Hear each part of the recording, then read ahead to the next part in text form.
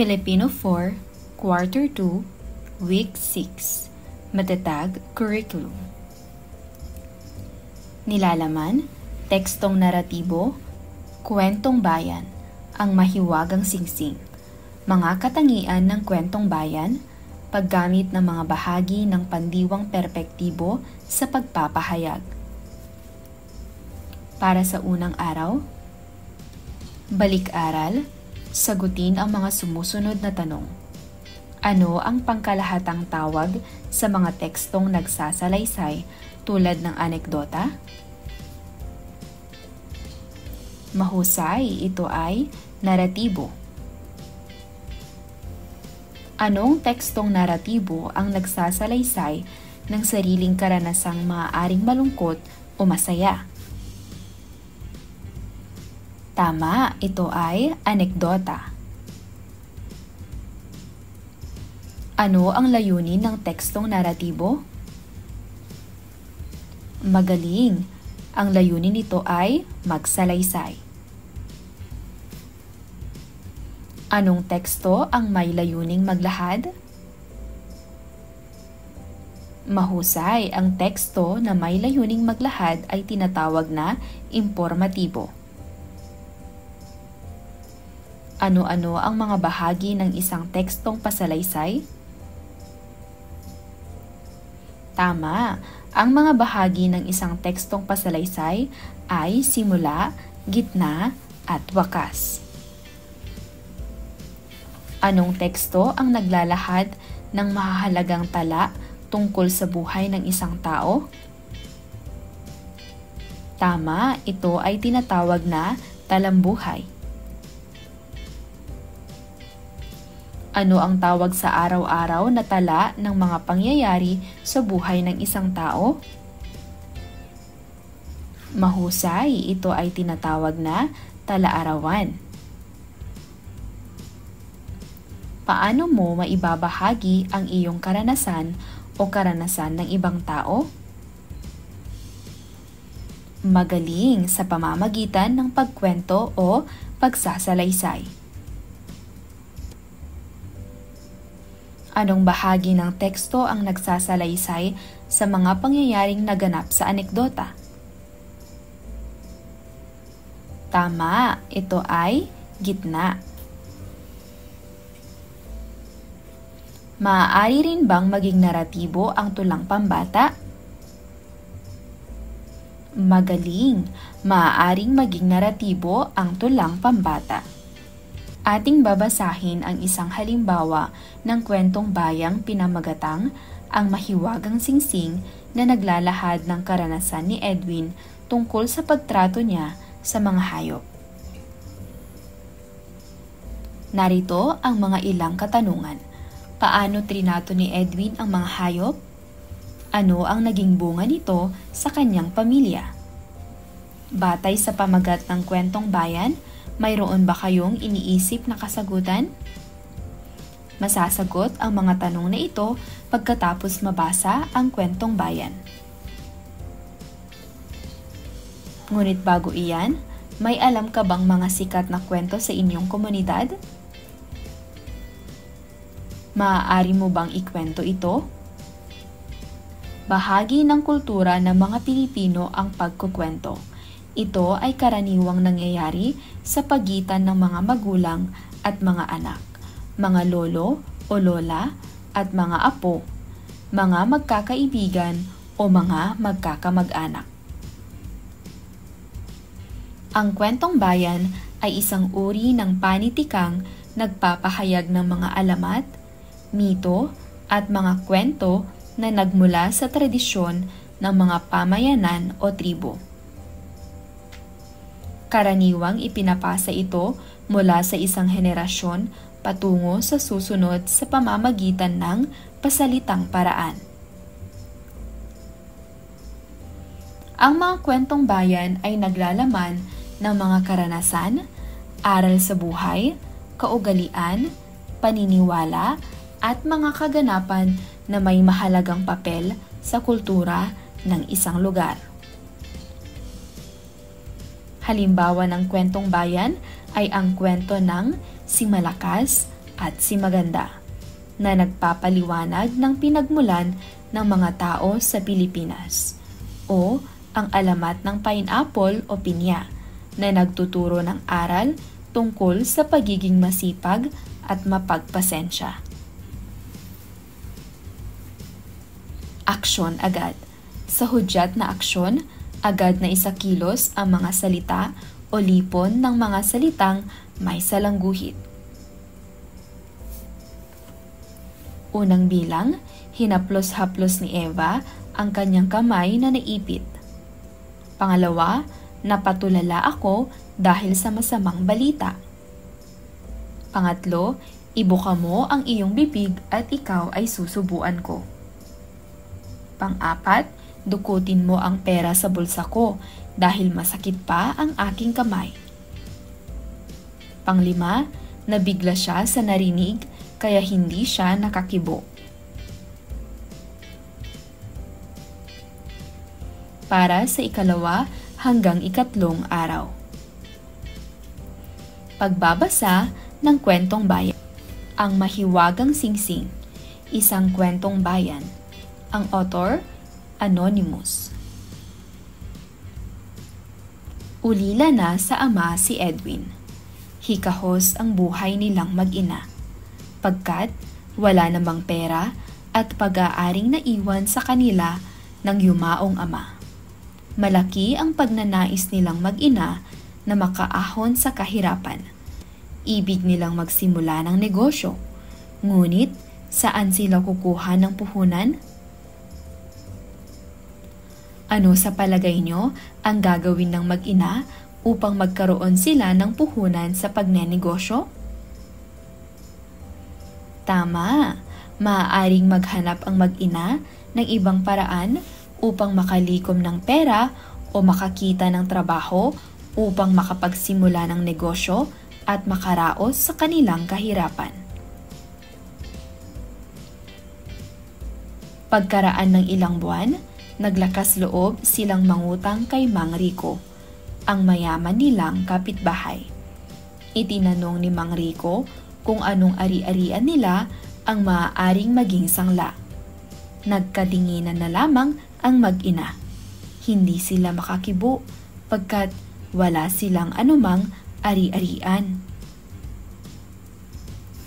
Gayunpaman, pauutangin ko rin kayo. Hanga ako sa lakas ng loob ninyo na dumulog sa akin. Kaya lamang, pauutangin ko kayo sa isang kondisyon. Sabi ni Mang Rico. Payag ba kayo? Tanong ni Mang Rico. Opo, payag kami. Ano po ang kondisyon? Tanong ng nanay ni Edwin. Na ang halagang 1,000 piso, uutangin ninyo ay dodoblehin kapag hindi ito nabayaran sa loob ng 1 taon. Ani Mang Rico. Nangamba ang mag-ina sa sinabi ni Mang Rico. Subalit, dahil sa laking pagnanais na makapagnegosyo at makaahon sa kahirapan, ay pumayag na rin sila sa kondisyon. Ano kaya ang ginawa ng mag-ina upang magkaroon ng pagkakakitaan at mabayaran ang kanilang utang? Tama, naghanda ang mag-ina na humiram ng pera kay Mang Rico kahit wala silang ari-arian. Pumayag silang umutang kahit may kondisyon si Mang Rico na dodoble ang halaga ng utang kapag hindi ito nabayaran sa loob ng 1 taon. Nang sumunod na araw, hiningi ni Edwin sa ina ang 100 piso upang ihanap ng anumang pagkakakitaan. Anak, Edwin, mag-ingat ka. Tiyakin mong maihahanap mo iyan ng pagkakakitaan. Bilin ng ina. Ano kaya ang ginawa ni Edwin sa 100 piso? Mahusay. Sa 100 piso na ibinigay ng kanyang ina, maaaring sinubukan ni Edwin na hanapan ito ng mapagkakakitaan upang makatulong sa kanilang pangangailangan. Sa daan patungo sa poblasyon, Nakita ni Edwin na hinahabol ng ilang tao ang isang asong payat. Nagnakaw raw ito ng karne sa palengke. Naawa sa aso si Edwin, kaya't pinigil niya ang mga tao. "Hulihin niyo ang aso at bibilhin ko sa inyo ng 100 piso," sabi ni Edwin upang wag lamang masaktan o mapatay ang aso. Pagkatapos niyon ay iniuwi ni Edwin ang aso sa kanila. Nang makita ng ina ang aso, nagtanong siya, "Edwin, ano ang gagawin mo sa aso? Makatutulong ba iyan sa ating paghihirap na ito?" "Hayaan na po ninyo, inay. Naawa po kasi ako sa aso. Baka mapatay ng mga tao," sagot ni Edwin. Ano ang nangyari sa 100 pisong ibinigay ng nanay ni Edwin sa kanya? Ano kaya ang sumunod na ginawa ni Edwin upang makapagsimula ng negosyo? Tama, hindi nagtagumpay si Edwin sa unang pagkakataon dahil nauwi lamang ang pera sa kanyang pagbibigay ng tulong. Naghanap siya ng paraan, ngunit ang unang 100 piso ay hindi naging sapat upang makapagsimula ng negosyo.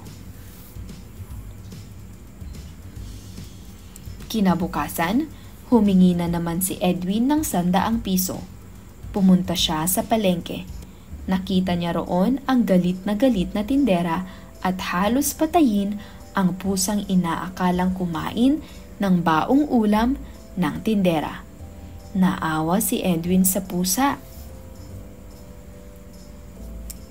"Wag na po ninyong patayin ang pusa. Heto po ang 100 piso. Bumili na kayo ng inyong ulam." Sobrang iyak ng ina ni Edwin noong malaman ang tungkol sa inuuwi ni Edwin na pusa.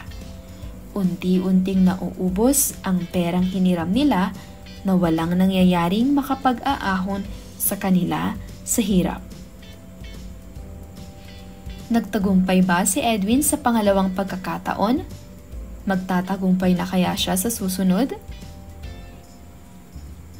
Tama, sa pangalawang pagkakataon, ginamit ni Edwin ang pera para tulungan ang isang pusa sa palengke.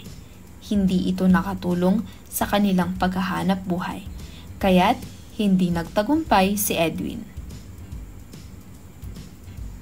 Humingi na naman ng 100 piso si Edwin. Mahal ng ina si Edwin at hindi niya ito tinanggihan. Ngunit pinaalalahanan niya ito, "Anak, nauubos ng inutang nating pera at wala pa tayong nasisimulang hanap buhay. Wala tayong ibabayad kay Mang Rico." Paalala ng ina. "Huwag po kayong mag-alala, inay. Sisikapin ko pong kumita ng pera. Makababayad din po tayo ng utang. May awa po ang Diyos," sabi ni Edwin. Sa daan, patungo sa palengke, naraanan niya ang ilang lalaki sa may baybay dagat. Binabato ng mga lalaki ang isang ubod ng laking isda.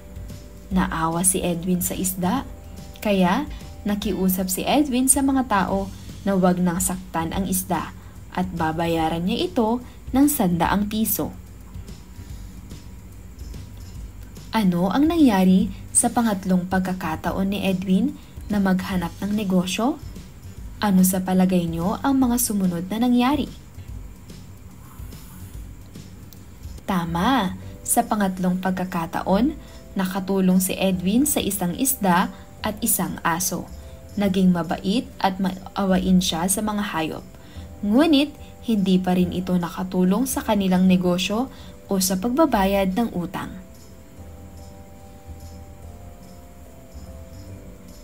Tuwang-tuwang umalis ang mga lalaki, matapos iabot sa kanila ni Edwin ang 100 piso. Pagkatapos nito ay lumusong si Edwin sa tubig at hinaplos-haplos ang isda. Awang-awa siya sa isda. Laking gulat ni Edwin nang biglang magsalita ang isda. Edwin, mabait ka at maawain. Ngunit, alam ko ang malaki mong problema. Ang utang ninyong mag-ina kay Mang Rico at kung paano kayo makababayad sa kanya. Napatulala si Edwin sa narinig.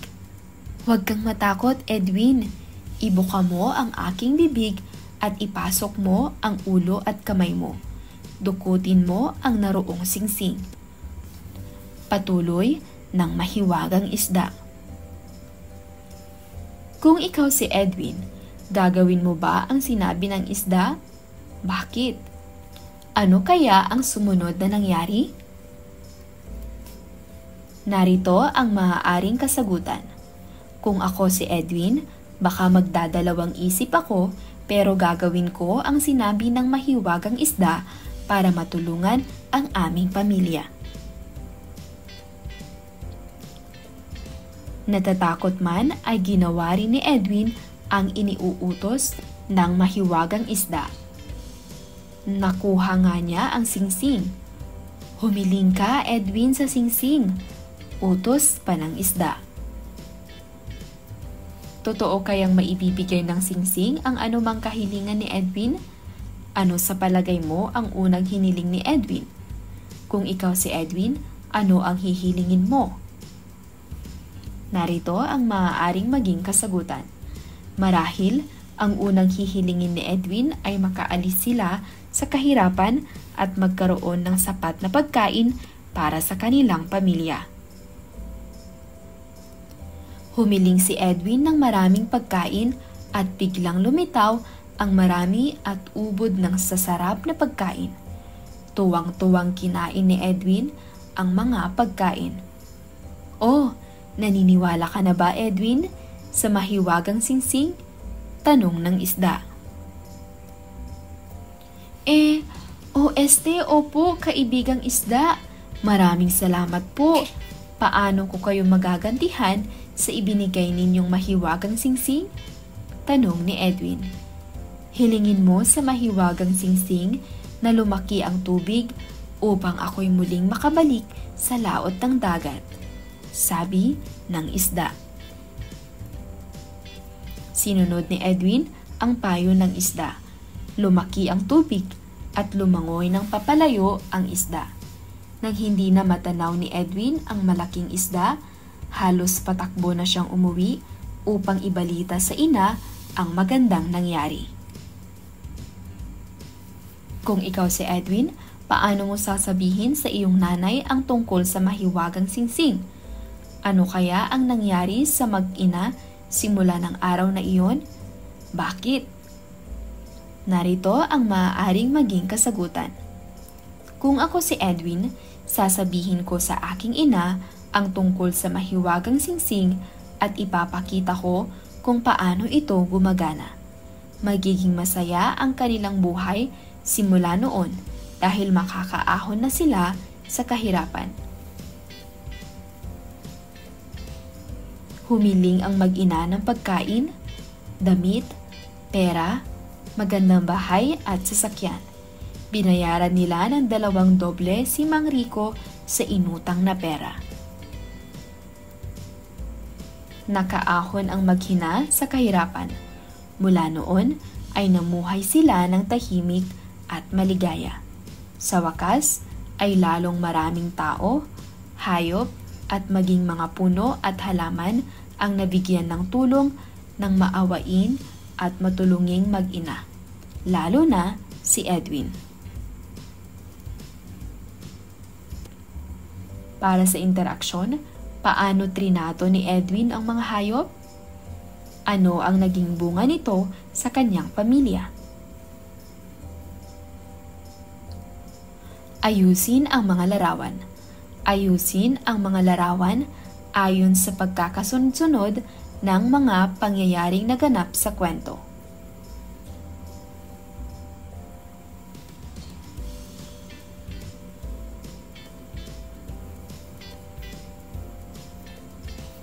Para sa pinatnubayang pagsasanay, ambagan, humanap ng 2 kasama at ibahagi ang pagpapakahulugan reaksyon o opinyon mo sa pahayag o kilos ng tauhan. Sagutin ang mga tanong sa ikatlo at ikaapat na hanay. Pag-iingat upang hindi makasakit ng damdamin. Paggamit ng angkop na wika, sa aking palagay, siguro, di kaya, mas maganda yata kung iniisip ko na. Pagiging mapakumbaba sa pagbibigay ng sariling opinyon o reaksyon.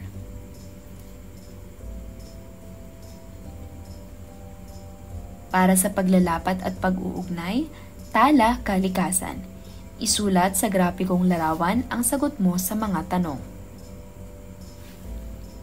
Proteksyon sa mga hayop. May mga batas sa Pilipinas na nagbibigay ng pagpapahalaga at proteksyon sa mga hayop. Huwag gawin pagmamalupit, pang-aabuso, pagpapabaya at pagpatay sa mga hayop. Siguraduhing maalagaan ang mga hayop para sa kanilang ikabubuti. Makibahagi, magpapaalala, magsumbong sa tulong ng nakatatanda. Paano mo ipinakikita ang pagpapahalaga sa mga hayop? Ano ang gagawin mo kung mayroon kang makikitang nagmamalupit sa mga hayop? Batay sa iyong sariling karanasan, bakit mahalaga ang mga hayop? Kaugnay na paksa, mga aspekto ng pandiwa, perpektibo. Ang pandiwa ay salitang nagpapakita ng kilos o galaw. Nagbabago ang anyo ayon sa kilos na inilalarawan nito. Ang paglalarawan ng kilos kung nasimulan na o hindi pa ay tinatawag na aspekto. May tatlong aspekto ng pandiwa. Ano nga ba ang aspekto? Ito ay nagsasaad at nagpapahayag kung ang kilos ay nasimulan na, sinisimulan na, at sisimulan pa lamang. Una ay ang perpektibo, nagsasaad ng kilos na naganap na. Halimbawa, kumuha, tumakbo, nag-igib, nagluto, at natulog. Kumuha ng pagsusulit ang mag-aaral. Pangalawa ay ang imperpektibo, nagsasaad ng kilos na ginaganap at patuloy na nagaganap. Halimbawa, kumukuha, umaakyat, nagbibihis, nagwawalis at nagsusulat. Kumukuha ng pagsusulit ang mag-aaral. Pangatlo ay ang kontemplatibo, nagsasaad ng kilos na gagawin o sisimulan pa lamang. Halimbawa, kukuha, magsasalita, kakain, sasayaw, magsisipilyo. Kukuha ng pagsusulit ang mag-aaral.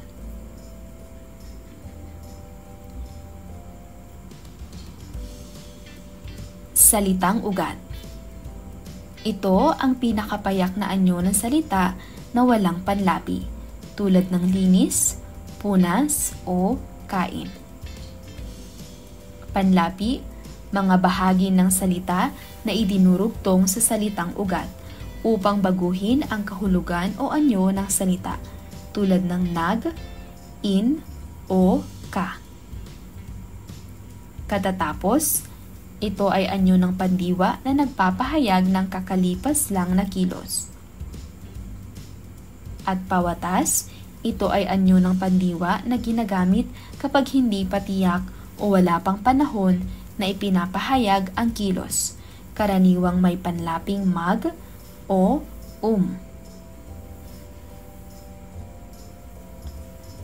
Narito ang mga halimbawa. Perpektibo, nagnakaw. Salitang ugat, nakaw. Panlapi, nag. Katatapos, kananakaw. Pawatas, magnakaw. Para sa ikalawang salita, iniuwi, uwi, in, kauuwi, iuwi. Pangatlo, nabayaran, bayad, na at an, kababayad, bayaran. Pang-apat, hiningi, hingi, in, kahihingi, hingin. At panglima, pumunta, punta, kapupunta, at pumunta. Pagkakaiba ng gamit ng pandiwang may, nag, na, in at Pag-aralan ang mga sumusunod na halimbawa. Si Edwin ay nag-uwi ng isang aso. Iniuwi ni Edwin ang aso. Umuwi si Edwin na kasama ang aso. Naiuwi ni Edwin ang aso. Ang mga panandang panahong maaaring gamitin kasabay ng mga pandiwang perpektibo ay kahapon, kanina, noong isang araw, noong Pasko, at iba pa. Atin nang sagutin ang mga tanong. Ano ang anyong perpektibo ng pandiwa? Tama! Ang anyong perpektibo ng pandiwa ay nagsasaad ng kilos na tapos na o naganap na. Ano ang dapat gawin upang maging angkop ang pandiwang pangnagdaan sa pagkakabuo ng pangungusap? Mahusay! Upang maging angkop ang pandiwang pangnagdaan sa pangungusap, kailangang ito ay tumugma sa panahon ng pagkilos at malinaw na naganap na. Ano-anong panlapi ang ginagamit sa pagbubuo ng mga pandiwang patapos na o katatapos lang? Mahusay!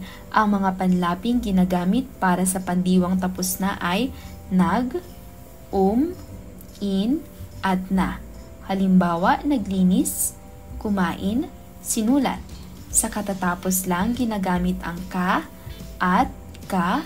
Halimbawa, kakalinis, kakakain.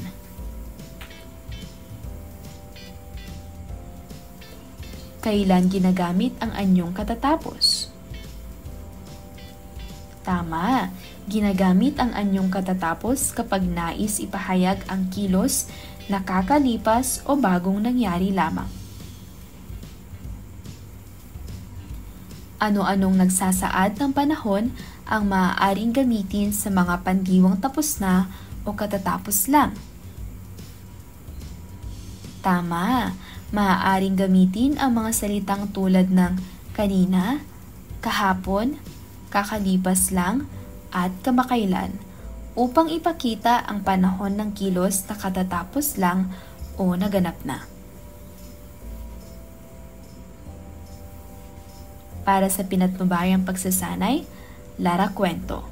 Gamitin ang mga inayos na larawan o picture series sa kwentong Ang Mahiwagang Singsing.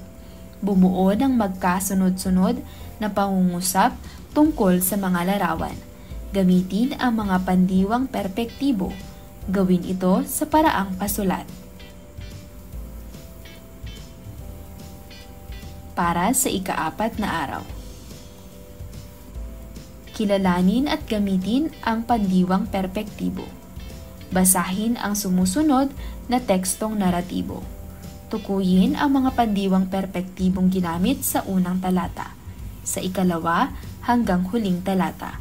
Lagyan ng panlapi o mga panlapi ang bawat salitang ugat upang makabuo ng pandiwang aangkop sa diwa ng pangungusap o talata. Si Kay, ni Lilibet C. Agno. Noong bakasyon, si JC ay nagkaroon ng isang Persian cat. Sobrang nagustuhan ni JC ang kanyang alaga. Pinangalanan niya ito ng Kay.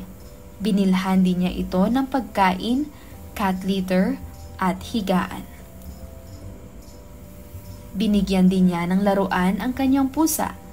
Palagi rin niyang hinahaplos ang makinis na balahibo nito.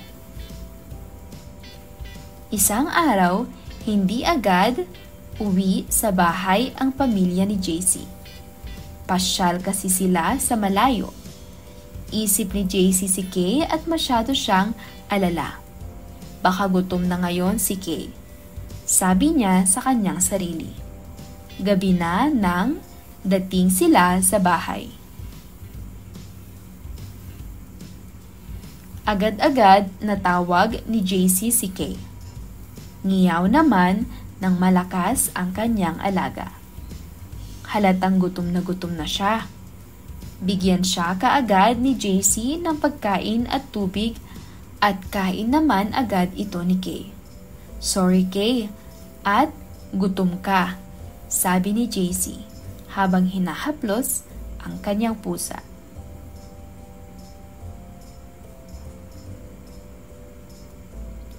Narito ang mga tamang sagot, mga pandiwang perpektibo ng mga nasa loob ng panaklong. Uwi, umuwi, pasyal na masyal, isip, iniisip, alala, nag-aalala, sabi, sinabi, dating, dumating, tawag, tinawag, ngiyaw, nangiyaw, bigay, binigyan, kain, kinain, gutom, nagutom. Para sa pabaong kaalaman, bintana ng pag-unawa. Ano ang natutunan mo sa mga nagdaang araw? Gamitin ito sa pagbubuo ng mga konseptong maaaring isulat sa mga kwadro. Mga uri ng naratibo, anekdota, tulang pambata, at kwentong bayan. Para sa kwentong bayan, mga layunin, mang-aliw, magbigay aral. Halimbawa, ang mahiwagang singsing o sinabaka at kalabaw. Pandiwang perpektibo, tapos na, maaaring katatapos, ginagamitan ng mga panlaping nag, at in. Ginagamit sa pagsasalaysay ng kwento. Buuin ang talaan. Ano ang iyong naranasan, naramdaman, at gagawin? Para sa pagsusulit, isulat sapat lang ang T kung ang pangungusap ay tama, isulat naman ang M kung ang pangungusap ay mali. Ang mga pangyayari sa kwentong bayan ay nangyari sa tunay na buhay. Pangalawa, ang isang kwentong bayan ay nagpapasalin-salin sa iba't ibang henerasyon sa pamamagitan ng bibig. Pangatlo, ang kwentong bayan ay isang halimbawa ng tekstong impormatibo. Pang-apat, ang talambuhay ay isang halimbawa ng kwentong bayan. Pang-lima, ang kwentong bayan ay may layuning magbigay aliw.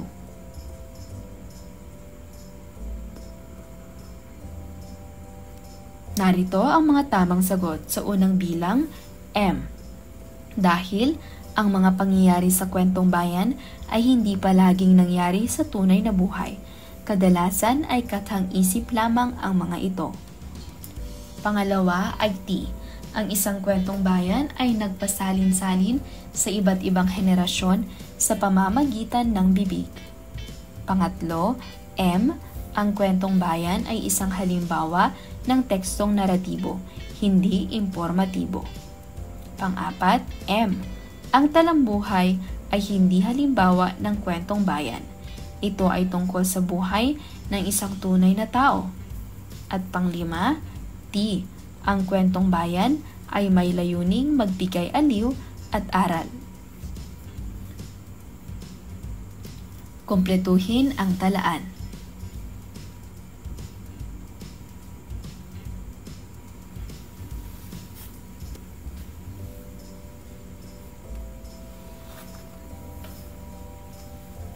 Atin na itong sagutan. Para sa pang-anim na bilang, linis. Pang-pito, kapupunas. Pang-walo, na at an. Pang-siyam, ayusin. At pang-sampu, kumain.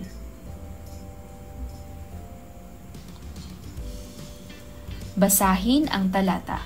Bilugan ang mga pandiwang perpektibong ginamit sa una at huling talata. Sa ikalawang talata, lagyan ng panlapi ang mga salitang ugat sa loob ng panaklong. upang mabuo ang diwa ng talata. Si Roland at ang mga kuneho. Noong ika-9 na kaarawan ni Roland, niregaluhan siya ng kanyang nanay ng mag-asawang kuneho. Kinaumagahan, ang kanyang tatay ay gumawa ng bahay ng mga kuneho.